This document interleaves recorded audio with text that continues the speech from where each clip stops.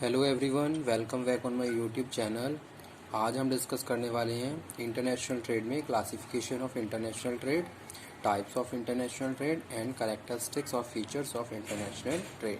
ठीक है, एक ओवरव्यू लेक्चर है आज का जो हम डिस्कस करने जा रहे हैं अबाउट द इंटरनेशनल ट्रेड। ठीक है, बेसिक्स ऑफ इंटरनेशनल ट्रेड आज हम डिस्कस करेंगे। So let's start international trade. First of all, I am defining to you people about the international business. What is international business? International business exchange of goods and services outside the boundaries of country. ठीक है, trade between nations is known as international trade. International trade also known as foreign trade or international business. ठीक है, the buying and selling of goods and services outside the boundaries of country known as international or foreign trade. आप क्या कर रहे हो, अपनी देश की सीमा से बाहर जाके अगर गुड्स एंड सर्विसेज को खरीद रहे हो और बेच रहे हो, it means you are involving in the international business. आप क्या है, इंटरनेशनल बिजनेस में इन्वॉल्व है। ठीक है, तो वही चीज़ आज हम डिस्कस करने वाले हैं, what is international trade and classification. Now we are moving on classification, that is classification of international trade. International trade must be classified into three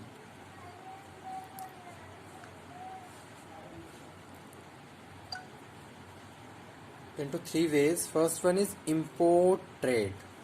Import trade, the inflow of goods in a country is called import trade. ठीक है, यहाँ पे हम किसकी बात कर रहे हैं, इनफ्लो की बात कर रहे हैं। Inflow of goods in a country means to say we are importing the goods from other countries. ठीक है, आप क्या कर रहे हो, दूसरी कंट्रीज से गुड्स को मंगवा रहे हो। The goods which are in short supply in your country, that goods you are importing to other countries. जो भी गुड्स की सप्लाई आपकी कंट्री में कम है, ठीक है, डिमांड के अकॉर्डिंग प्रॉपर सप्लाई नहीं है, या फिर ये कहें हम कि हमारा प्रोडक्शन उन गुड्स में प्रॉपर नहीं है, उन गुड्स को हम प्रॉपर्ली प्रोड्यूस नहीं कर पा रहे हैं, प्रॉपर्ली मैन्युफैक्चर नहीं कर पा रहे हैं, उन चाहे कोई भी फैक्टर हो सकता है, इसके पीछे कोई भी रीज़न हो सकता है, या जैसे सपोज प्रॉपर रॉ मटेरियल नहीं है, या फिर फैक्टर ऑफ प्रोडक्शन का कोई इशू है, कॉस्ट का कोई इशू है, तो उस केस में आपने क्या करा, उन गुड्स को दूसरे देशों से मंगवा लिया। तो वो यहाँ पे हम बात कर रहे हैं import trade, inflow of goods in a country. Next one is export trade. Export trade, the outflow of goods from a country is called export trade. ठीक है, you are exporting goods to other country. ठीक है, आप क्या कर रहे हो, you are manufacturing, you are producing in the very well manner, and these goods you are exporting to other country.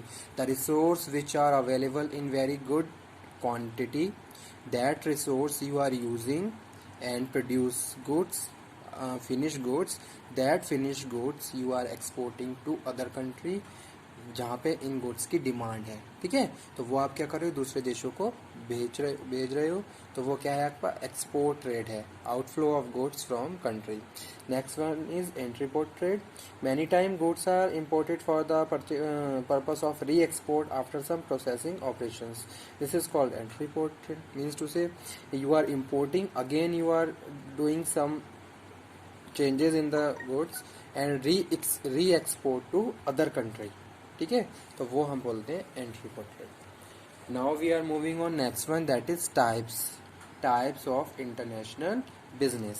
First one is direct business. Direct business, in direct business the importer place order with manufacture of exporting country. ठीक है, तो direct business में क्या होता है, direct business में जो भी इम्पोर्टर है ऑर्डर प्लेस करता है किससे, डायरेक्ट मैन्युफैक्चरिंग एक्सपोर्टिंग कंट्री से। ठीक है, जैसे हमें जापान से कोई टेक्नोलॉजी इंपोर्ट करनी है, तो हम डायरेक्ट क्या करेंगे, जापान से डायरेक्ट कांटेक्ट करेंगे। ठीक है, next one is consignment business. Under consignment business the exporter send goods to an agent in importing country. अब कंसाइनमेंट बिजनेस में हम बात किसकी कर रहे हैं, बीच में जो एजेंट है उनकी बात कर रहे हैं, यानी कि जो भी हम फ्लो ऑफ गुड्स है वो क्या है, एजेंट के थ्रू फाइनल कस्टमर तक पहुंच रहा है। ठीक है। तो बीच में क्या है, एक एजेंट है जो इम्पोर्टेंट रोल प्ले कर रहा है। जैसे आपने देखा आपने सुना होगा इनडायरेक्ट एक्सपोर्ट, इनडायरेक्ट बिजनेस होता है या एक्सपोर्ट होता है। उसमें क्या होता है कि डायरेक्टली आप एक्सपोर्ट नहीं कर रहे हो, लेकिन with the help of agent आपके गुड्स जो आप प्रोड्यूस कर रहे हो वो दूसरे देशों में भेजे जा रहे हैं। ठीक है। तो वही उसी तरीके से हम बात कर रहे हैं consignment business. Under consignment business the exporter send the goods to an agent in the importing country. Next one is indent firms. The indent firms change a commission for their services. ठीक है। The indent firms are also called commission agent. तो यहाँ पे हम बात कर रहे हैं कमीशन एजेंट की। The indent firms charge a commission for their services. तो वो क्या कर रहे हैं, अपनी सर्विसेज के लिए जो चार्ज करते हैं और उसके बाद बिजनेस को प्रोसीड कर रहे हैं। ठीक है। तो वो यहाँ पे हम बात कर रहे हैं इंडेंट फर्म्स, और इंडेंट फर्म्स को हम कमीशन एजेंट्स भी कहते हैं। Merchant shippers, this is a class of businessman who buy goods on their own account and sell them into foreign country at a profit. तो उसको हम बोलते हैं मर्चेंट शिपर। जैसे कि एग्जांपल में यहाँ पे कोट करूँ कि मैं कोई एक्सपोर्टर हूँ और मैं कोई भी गुड प्रोड्यूस कर रहा हूँ, मुझसे गुड्स क्या करे, मर्चेंट शिपर्स ने क्या करे, खरीद लिया और उसके बाद अगेन उन्होंने उन गुड्स को फॉरेन कंट्री में सेल कर दिया। ठीक है, अपने प्रॉफिट पे। This is a class of businessman who buy goods on their own account and sell them in a foreign country at a profit. तो वो क्या है, मर्चेंट शिपर्स। ठीक है। तो ये थे classification and types of international trade. Now we are moving on characteristics और फीचर्स ऑफ इंटरनेशनल ट्रेड। तो first one is territorial specialisation. जी हाँ, टेरिटोरियल स्पेशलाइजेशन है इंटरनेशनल बिजनेस में। ठीक है। Each and every country specialise in particular goods and services. ठीक है। हर कंट्री के अपने पास कुछ स्पेशल मटेरियल्स हैं और उनके हिसाब से वो फिनिश गुड्स को प्रोड्यूस कर रही है गुड्स को, और अपना एक स्पेशलाइजेशन बनाए हुए हैं। ठीक है। जैसे सपोज मेरे पास जिन भी रिसोर्स की स्केयरसिटी है, उन रिसोर्स से रिलेटेड गुड्स मैं उन देशों से मंगवा रहा हूँ जहाँ जो कंट्री प्रॉपरली उनको प्रोड्यूस कर पा रही है। तो इस तरीके से हर कंट्री का एक टेरिटोरियल स्पेशलाइजेशन बना हुआ है। ठीक है। Separation of seller from buyer. जी हाँ, totally separation of buyer and seller is totally buyer and sellers are separate to each and other. जैसे सपोज मेरा इंडिया का यूएसए से क्या चल रहा है, इंटरनेशनल बिजनेस चल रहा है। इंडिया से सामान गुड्स प्रोड्यूस करके यूएसए में भेजा जाता है। तो अब यूएसए में क्या है, सेलर है और बायर है, और इंडिया क्या है, सेलर है। तो दोनों क्या है, सेपरेट है। ठीक है। कोई भी कंफ्यूजन नहीं है, कोई भी डाउट नहीं है। Buyer and seller both are separate to each other. ठीक है, दोनों क्या है, सेपरेट है। Long chain of middleman in international business. जी हाँ, लॉन्ग चेन ऑफ मिडलमैन होती है। नंबर ऑफ चेन के थ्रू आपका गुड्स फाइनली डेस्टिनेशन तक पहुंचता है। International rules and regulations you have to follow while we are talking about international business. आप क्या कर रहे हो, सपोज आप प्रोडक्शन कर रहे हो, प्रोडक्शन में आप क्या करोगे, अपनी लॉ, अपने रूल्स एंड रेगुलेशन को फॉलो करोगे। उसके बाद जैसे आपका गुड्स शिपिंग के थ्रू फाइनल डेस्टिनेशन तक पहुंचता है, तो आपको वहाँ के रूल्स एंड रेगुलेशन भी फॉलो करने होते हैं। तो वो यहाँ पे हम बात करें international rules and regulation follow by seller और बायर्स। ठीक है। Mutually acceptable currency. ठीक है। जो भी अब यहाँ पे हम बात करते हैं बैलेंस ऑफ पेमेंट की। तो बैलेंस ऑफ पेमेंट है, जो भी हमारी ट्रांजैक्शन, मॉनेटरी ट्रांजैक्शन है, उनमें जो भी कंडीशंस है, उन कंडीशन के लिए बायर एंड सेलर दोनों को एक्सेप्टेबल होना पड़ेगा। ठीक है, ताकि प्रॉपर बैलेंस ऑफ ट्रेड रहे और बैलेंस ऑफ पेमेंट हो जाए। Government control.